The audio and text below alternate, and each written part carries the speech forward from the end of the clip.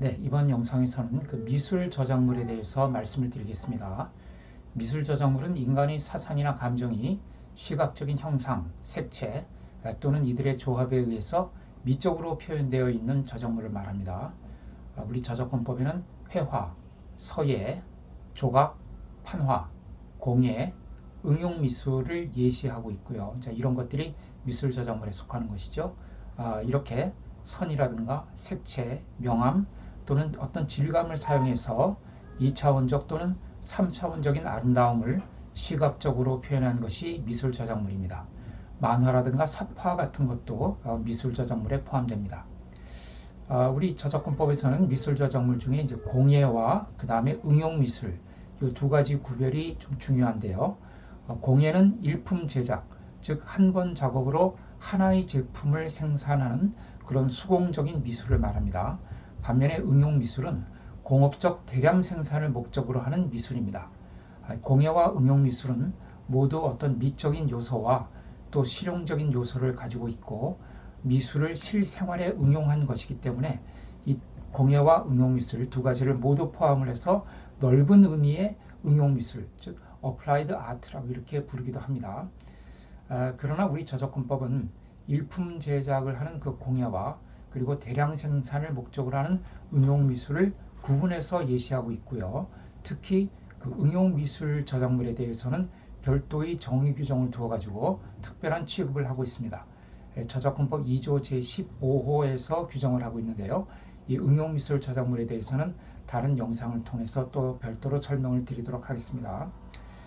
어떤 반드시 완성된 미술 작품만 저작물이 되는 것은 아닙니다. 아직 작품으로는 미완성이라고 해도 일단 창작적 표현이 발휘되어서 외부로 나타났다면 미술 저작물이 될 수가 있습니다. 따라서 완성품을 그리기 이전에 스케치나 데생을 하는 경우가 많이 있죠. 이런 스케치나 데생이 그 자체로 완성된 것이 아니라 어떤 완성된 작품을 위한 준비 단계에서의 작품이라 하더라도 그것이 창작성만 갖추었다면 저작물로 성립할 수가 있습니다.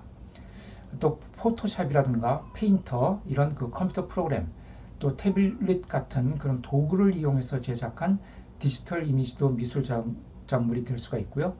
또 요즘 보면 홀로그램 같은 것도 미술 저작물로 될 수가 있죠. 이 미술 저작물과 관련해서는 몇 가지 주의할 점들이 있는데요. 첫째는 그 간단한 도안 이런 것도 이제 미술 저작물이 되느냐 하는 문제인데요.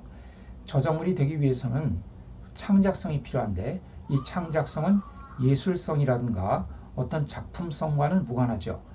따라서 미술 저작물이라고 해서 반드시 어떤 예술성이라든가 미적인 가치를 가지고 있어야만 하는 것은 아닙니다. 그러나 이 올림픽 오리움 마크 같은 어떤 간단한 상징적 도안이 저작물로 인정될 수 있는지 그것이 이제 일본에서 문제가 된 적이 있었어요. 이에 대해서 일본 동경지방법원은 그 오리움 마크 같은 간단한 도안에 지나지 않는 것은 미술 저작물이라고 인정하기가 곤란하다. 이렇게 판결을 했습니다. 자, 그러면은 그 뭐 우리 아우디 자동차에서 보는 그 4개의 원으로 된 마크, 또 벤츠 자동차에서 보는 그 원을 3등분한 그런 마크 같은 거, 이런 것은 이제 미술 저작물이 되기에는 좀 어려운 면이 있겠죠. 그러나 뭐 그것은 또 보는 사람, 또 판단하는 사람에 따라서 미술 저작물로 볼 수도 있습니다. 그러나 이런 이제 올림픽 오류 마크라든가 또 뭐 적십자사의 그 십자가 마크 같은 것, 이런 것은 비록 그 저작권법에 의해서 보호를 받지 못한다 하더라도 상표법 또는 뭐 부정경쟁 방지법에 의해서 보호되고 있기 때문에 그 별도로 저작권법에 의한 보호를 해줄 필요성은 적다고 볼 수가 있죠. 일본 판결 중에는요, 그 후지 텔레비전의 그 심볼 마크로 알려진 눈알 모양의 마크가 있어요. 간단한 도형인데요. 이것도 저작물이라고 판결한 것이 있습니다. 또 그 1970년대에 우리나라에서도 널리 유행했던 그 스마일 마크가 있거든요. 이제 저희 어렸을 때 이 스마일 마크 스티커를 뭐 가방이라든가 뭐 학용품 이런 데 많이 붙였던 기억이 있습니다. 또 그리고 그 저희 중학교 다닐 때는 그 통기타가 많이 유행을 했는데 그 통기타에 붙이는 그 발바닥 모양의 스티커가 있었어요. 검정색. 이것도 아주 이제 단순한 발바닥 모양인데 자, 이런 것들도 저작물로 인정하는 그런 그 견해가 있습니다. 뭐 판례가 확실히 나와 있는 건 아니지만요. 이렇게 간단한 도안의 경우에는 저작물이 되는 경우도 있고 그렇지 못한 경우도 있다. 그러나 설사 저작물로 보호받지 못한다 하더라도 이런 간단한 도형을 상표 등록을 해놓게 되면 상표로서 보호를 받을 수가 있고요. 또 국내에서 널리 알려진 그런 간단한 도안 같은 거, 뭐 아우디나 벤츠의 그런 마크 같은 거, 스마일 마크 이런 것들은 설사 상표 등록을 해놓지 않아도 부정경쟁 방지법에 의해서 보호될 수가 있기 때문에 그런 이미지들을 함부로 사용하게 되면 상표법 위반 또는 부정경쟁 방지법 위반으로 규제를 받게 됩니다. 창작성이란 것은 어떤 높은 차원의 예술성이나 작품성을 의미하는 것은 아닙니다. 남의 것을 베끼지 않고 누가 하더라도 같거나 비슷하게 될 정도만 아니라면 창작성을 갖추었다고 하죠. 따라서 카카오톡에서 사용하는 여러 가지 이모티콘이라든가 그 어플리케이션의 아이콘 모양 같은 것도 간단해 보이지만 저작물이 될 수가 있습니다. 과거에 어떤 신문사에서 그 오늘의 운세라는 코너를 게재하면서 그 인터넷에서 퍼온 복주머니 이미지를 사용했다가 그 저작권 침해로 경고장을 받고 합의금을 물어준 사례가 있습니다. 이 인터넷에 보면 이제 여러 개의 그 복주머니 이미지 같은 것을 검색해서 그 퍼올 수가 있는데요. 뭐 아주 단순한 그런 이미지들이죠. 그러나 이런 것들도 저작권법에 의해서 보호를 받을 수 있기 때문에 조심해야 되고요. 또 어떤 유명한 그 제과 업체에서는 그 홈페이지 제작을 외주로 맡겼는데 그 외주 업체가 인터넷에서 허락 없이 퍼온 거죠. 그 구름 이미지를 허락 없이 사용했다가 그것이 이제 적발이 돼가지고 역시 많은 합의금을 물어준 그런 사례도 있습니다. 또 어떤 여행사는 그 홈페이지에 여행 상품 안내를 하면서 현지에 가서 직접 사진을 찍어 올 수 없으니까 그 인터넷에 올라 있는 그 여행지 현지 사진을 퍼와서 올렸다가 적발된 사례도 있습니다. 자, 이런 것이 이제 그 자주 적발이 되는데요.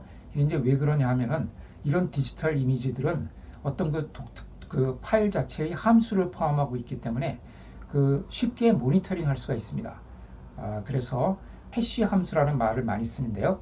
각각의 그 디지털 파일마다 독특한 어떤 해시 함수를 갖고 있기 때문에 이 해시 함수를 갖고 인터넷상에서 이제 모니터링을 해보면은 자기 그 디지털 이미지를 누가 지금 허락 없이 쓰고 있다 하는 것이 이제 상당히 쉽게 찾아낼 수가 있는 그런 기술이 많이 발달을 해 있습니다. 그래서 아주 단순해 보이는 그런 이미지라 하더라도 인터넷에서 함부로 퍼오게 되면은 그런 이제 모니터링에서 적발이 되면은 저작권 침해로 뭐 벌금을 문다든가 또 합의금을 지급해 줘야 되는 이제 그런 사례들이 나오게 되죠.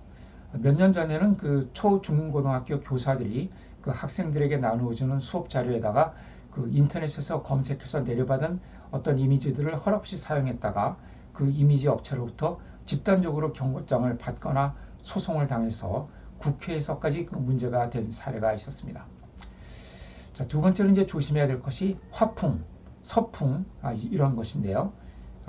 어떤 그 화풍, 예를 들어서 뭐 입체파라든가 인상파, 뭐 야수파 이런 화풍으로 그려진 회화. 자, 이런 화풍으로 그려진 회화가 미술 저작물이 되는 것은 당연하죠. 그런데 그런 화풍 자체가 저작물이 되느냐? 그건 아닙니다. 이런 입체파라든가 인상파 이런 화풍 자체가 미술 저작물은 아닙니다. 이런 화풍이나 서풍, 뭐 우리 서풍 이제 서체도 뭐 왕이지체, 구양순체, 뭐 추사체 이런 어떤 이제 서풍이 있죠. 이런 화풍이나 서풍은 인간의 사상이나 감정을 형상 또는 색채를 통해서 표현하고자 할 때 사용되는 하나의 방법 또는 해법이죠.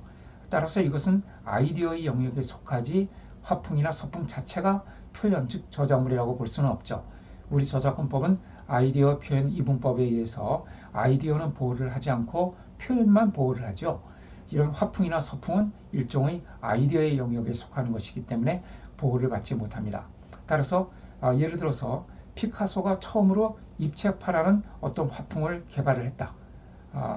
그런데 그렇다고 해서 피카소가 입체파로 그림을 그리는 사람들은 다 내 저작권을 침해하는 것이다. 이렇게 주장을 못한다는 것이죠.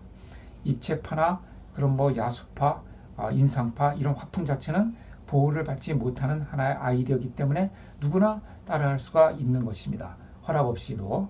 그러니까 피카소가 그린 뭐 게르니카라든가 아비뇽의 처녀들 이런 작품 자체가 보호를 받는 것이지 그 작품을 그리기 위해서 사용된 입체파라는 화풍 자체가 저작권의 보호를 받는 것은 아니라는 것이죠. 따라서 독자적으로 개발된 화풍이라 하더라도 그 화풍으로 그려진 그림의 표현 자체를 구체적으로 모방하지 않는 한 화풍을 모방한 것만으로는 저작권 침해가 되지 않습니다. 또 글자체 자체도 저작물로 보호되지 않습니다. 다만 그 글자체를 구현하는 프로그램은 컴퓨터 프로그램 저작물로 보호받을 수 있습니다. 그러니까 글자체 자체가 보호를 받는 것이 아니라 그 글자체를 구현하는 그 프로그램은 컴퓨터 프로그램 저작물로 보호할 수 있다. 그런데 이제 요즘에 개발하는 대부분의 글자체는 다 컴퓨터 그 폰트 파일로 개발이 되죠. 그래서 뭐 휴먼 명조체, 뭐 산돌 모음체, 뭐 이런 식으로 이제 우리 컴퓨터 상에서 구현할 수 있는 글자체로 되어 있기 때문에 이런 것들은 글자체 자체로 보호를 받는 것이 아니라 폰트 파일, 글꼴 프로그램으로 보호를 받게 됩니다.